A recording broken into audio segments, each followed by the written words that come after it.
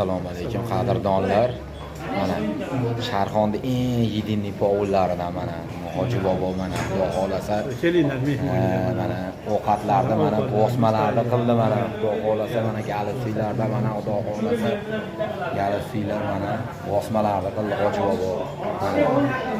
Mana tomomi mana dezra yurishlarda mana osh bo'lyapti mana Xudo xolasa osh bo'lyapti dezra yurishlarda. Mana unda tushunka sho'rva qaynayapti ekan, tushunka sho'rva. Xudo xolasa.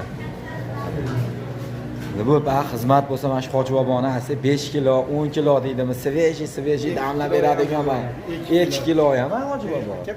Xursand bo'lsa bo'ldi. Bo'ldi, ha. Chunki to'yga kelgan odam issiq bosh yeb ketish kerak. Bo'ldi, Hoji bobo. Hozir povlar 50 kilodan damlab olyapti. Ertadan kechgacha qolganidan keyin uyga olib ketyapti-ku. Respekt, mana Hoji tog'aga bitta like bosib qo'yasizlar mana. Haqimiz. Kelinglar mana. Berisizlar. Bu haqdan. To'ychi eshikdan tursa bo'ldi, go'shini olib bersa bo'ldi. Bu aytgan ovqatini qilib beraveradigan Hoji bobolardan mana. Salafanni ovqat qilganini ko'rganmisizlar?